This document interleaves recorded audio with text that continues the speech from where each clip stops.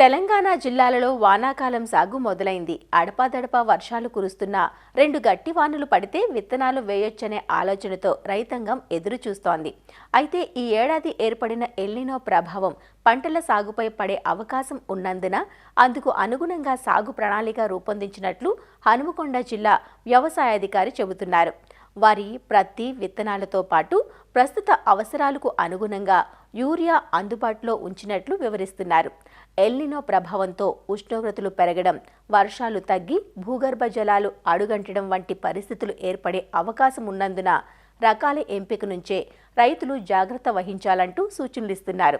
ఎల్నినోను సమర్థంగా అధిగమించేలా వ్యవసాయ శాఖ రైతులకు అందిస్తున్న సూచనలు, ఖరీఫ్ కార్యాచరణపై హనుమకొండ జిల్లా వ్యవసాయ అధికారి విజయ్ చంద్రతో మా ప్రతినిధి లింగయ్య ముఖాముఖి ఇప్పుడు చూద్దాం.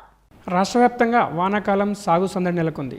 ఉమ్మడి వరంగల్ జిల్లా వ్యాప్తంగా కూడా కర్షక లోకం కోటి ఆశలతో వానాకాలం పంటల సాగుకు సమాయత్తమవుతున్నారు. ఈసారి ఎల్నినో ప్రభావం రైతులపై పడే అవకాశం ఉందని వాతావరణ శాఖ హెచ్చరిస్తున్న నేపథ్యంలో రైతులు పంటల సాగుపై ఎలాంటి దృష్టి సారించాలి, ఇందుకు రైతులకు సంబంధించి అవగాహన కార్యక్రమాలు ఎటువంటివి ఏర్పాటు చేస్తున్నారు, రైతులు ఇబ్బందులు పడకుండా వ్యవసాయ శాఖ తీసుకుంటున్న చర్యలేంటి అన్న అంశాలపై హన్మకొండ జిల్లా వ్యవసాయాధికారి విజయ్ చంద్ర గారు మనతో ఉన్నారు. సార్, ప్రధానంగా ఈసారి హన్మకొండ జిల్లా వ్యాప్తంగా పంటల వానాకాలం సాగు సంబంధించిన డీటెయిల్స్ ఏంటి, పంటల అంచనా ఎట్లా ఉంది? ఈ వానాకాలంలో దాదాపుగా మా దగ్గర హన్మకొండ జిల్లాలో వరి వచ్చేసి 1,46,000 ఎకరాల్లో సన్నద్ధమవుతున్నారు. అలాగే పత్తి వచ్చేసి 84,000 ఎకరాలు, అలాగే మొక్కజొన్న వచ్చేసి 5 ఎకరాలు, ఇతర పంటలు కలిపి దాదాపుగా 2 నుంచి 5 ఎకరాల మధ్యలో దాదాపు మొత్తం 2.5 లక్షల ఎకరాలలో ఈ సంవత్సరం సాగు ప్రణాళిక అనేది ఉంది మా దగ్గర.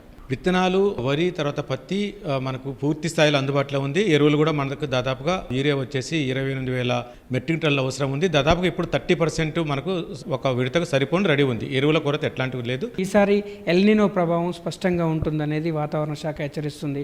ఇందుకు సంబంధించి రాష్ట్ర వ్యవసాయ శాఖ మీకు ఎటువంటి దిశానిర్దేశం చేసింది? గ్రామాలలో ఎల్నినో గురించి విస్తృతంగా రైతులను చైతన్యవంతులు చేయడం జరిగింది. సో ముఖ్యంగా ఎల్నినో అనేది ఏంటిదంటే మనకు మామూలుగా సముద్రం యొక్క ఉపరితలము వేడెక్కడం వల్ల దాదాపు 2 నుంచి 7 సంవత్సరాలకు ఒకసారి ఈ విధంగా సంభవిస్తూ ఉంటుంది. ఇది ప్రకృతి పరంగా వచ్చేటటువంటి ఒక భాగం. ఇది ఎల్నినో వల్ల మామూలుగా ఏంటంటే కావలసిన దానికంటే వర్షపాతం అనేది తక్కువ పడే అవకాశం ఉంది, లేదా ఋతుపవనాలు ఆలస్యంగా వచ్చే అవకాశం ఉంది. సో ఉష్ణోగ్రతలు కూడా మనకు ఎక్కువగా పెరిగే అవకాశం ఉంది. సో దానికి తగ్గట్టుగా మన యొక్క సాగు విధానాలు, రకాల ఎంపికలో గినక చిన్న చిన్న మార్పులు చేసుకున్నట్టయితే మనము ఎల్నినో నుంచి మనకు బయటపడే అవకాశం ఉంటుంది. వరిలో చూసుకున్నట్టయితే దీర్ఘకాలిక రకాలకు పోకుండా స్వల్పకాలిక రకాలను ఎంచుకున్నట్లయితే తక్కువ నీటితోటి మనం ముఖ్యంగా వరి సాగు చేసుకోవచ్చు. అదే ఇతర పంటలకు వచ్చినట్టయితే జొన్న కానీ, తర్వాత పెసర కానీ, మినుము కానీ, చిరుధాన్యాలు కానీ, మొక్కజొన్న కానీ, సో ఇట్లాంటి పంటలకు పోయినప్పుడు ఏంటంటే ఇవి తక్కువ వర్షంతో పెరిగేటటువంటి పంటలు. కాబట్టి ఇట్లాంటి పంటలు కనుక మనం ఎంచుకున్నట్టయితే ఈ సంవత్సరం మనము రైతాంగానికి లాభదాయకంగా ఉంటుంది. మనకు ఎల్నినో నుంచి కూడా మనము బయటపడి మనకు ఆర్థికంగా ఎదగటానికి చాలా లాభదాయకంగా ఉంటుంది. కాబట్టి సో రైతులని ఈ దిశగా మేము పెద్ద ఎత్తున ప్రోత్సాహం అనేది చేస్తూ ఉన్నాము. జిల్లాలో సగటు వర్షపాతం ఎంత ఉంది వాస్తవంగా? ఇప్పుడు ఎల్నినో ప్రభావంతో మనం ఎంత ఎక్స్పెక్ట్ చేస్తున్నాం? ఆ దిశగా తక్కువ వర్షపాతం నమోదైతే రైతులు ఒకవేళ విత్తనాలు వేసినా కూడా, వరి నాట్లు పెట్టినా కూడా మళ్ళీ నష్టపోవాల్సి వస్తుంది కదా. ఆ దిశగా రైతాంగానికి ఎటువంటి అవగాహన కల్పిస్తున్నారు? దాదాపుగా మన దగ్గర 1080 mm మన దగ్గర పడుతుంది మన జిల్లాలో. సో గణనీయంగా వర్షపాతం తగ్గినప్పుడే మనం ఎల్నినో కింద తీసుకుంటాము. అంటే ఎల్నినో వల్ల ఏంటంటే మనకు రెగ్యులర్గానే వర్షాలు రాకపోవడం, ఉష్ణోగ్రతలు పెరగడం ప్రధాన అంశం. కాబట్టి సో రైతుల్ని ఈ దిశగా ఏంటంటే మనకు వరిలో చూసుకున్నట్టయితే మనకు ఆగస్టు చివరి వరకు కూడా మనకు నాట్లు వేసుకోవచ్చు. వర్షపాతాలు సరిగ్గా నమోదు కాకపోతే మాత్రం తప్పకుండా మనకు స్వల్పకాలిక రకాలకు వెళ్లాల్సి వస్తుంది. ఇంకా కూడా అంటే మనకు జూన్ 15 తర్వాత జూలై 15, ఆగస్టు 30 ఈ విధంగా మేము కొన్ని డేట్లు అనేది ఫిక్స్ చేసుకున్నా ఉన్నాం. జూన్ చివరి లోపల వర్షం రాకపోతే ఎట్లాంటి ప్రణాళిక అనేది చేసుకోవాలి, జూలై 15 లోపల రాకపోతే ఏ విధంగా మనం ముందుకెళ్ళాలి, ఆగస్టులో కూడా రాకపోతే ఏ విధంగా ముందుకెళ్ళాలి అనేది ఒక కాంటింజెన్సీ ప్లాన్ అనేది మేము తయారు చేసుకొని రైతులను అనేది చైతన్యం చేస్తూ ఉన్నాం.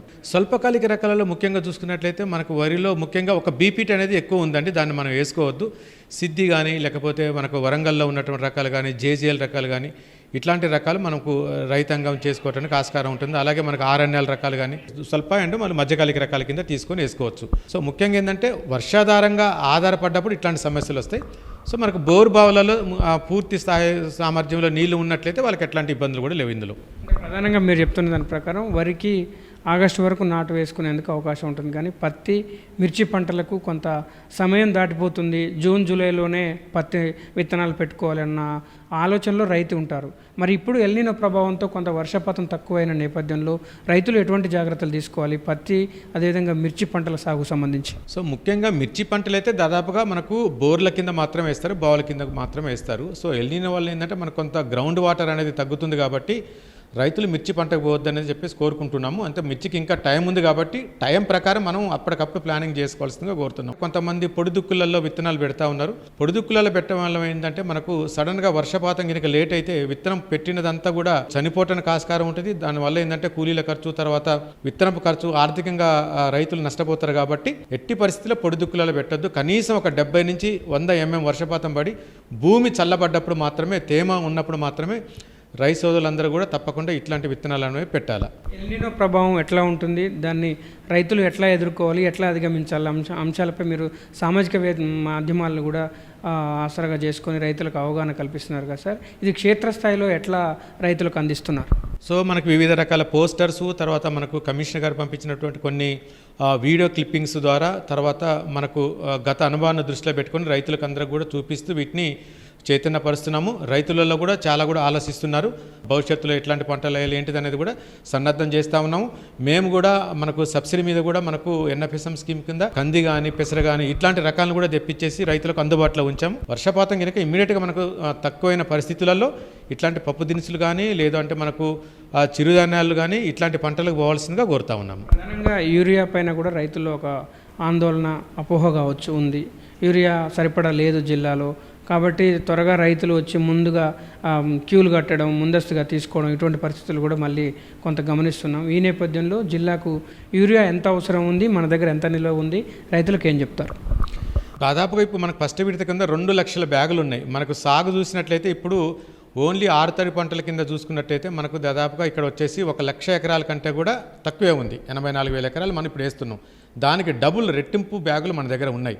కాబట్టి ఎట్లాంటి ఆందోళన గురి కావద్దు. మనకు విడతల వరకు వస్తూనే ఉంటాయి కాబట్టి కొరత అనేది అసలు లేనే లేదు. కాబట్టి ఏంటంటే ముందస్తు తీసుకుపోయి నిల్వ చేసుకోవడం వల్ల సమస్యలు వస్తేనే తప్ప ఎప్పుడెప్పుడు తీసుకుని పోతే అసలు సమస్య అనేది 100% రాదు. దయచేసి రైతు సోదరులందరూ కూడా లైసెన్స్ ఉన్నటువంటి డీలర్ల వద్ద మాత్రమే మనం విత్తనాలు కొని తప్పకుండా రసీదు తీసుకొని అవి మనకు పంట కాలం వరకు భద్రపరుచుకున్నట్టయితే ఏమన్నా సమస్య వచ్చినట్టు ఏంటంటే మనకు తప్పకుండా వాళ్ళ మీద మనము తగినటువంటి నష్టపరిహారం ఇప్పించడానికి ఆస్కారం ఉంటుంది.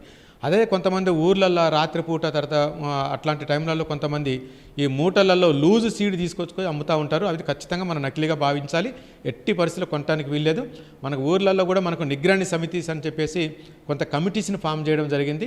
అందులో సర్పంచ్ గారు, సెక్రటరీ, ఏఈఓ, తర్వాత కొంతమంది అభ్యుదయ రైతులు, మహిళా సంఘాలతోటి మనం ఫామ్ చేశాము.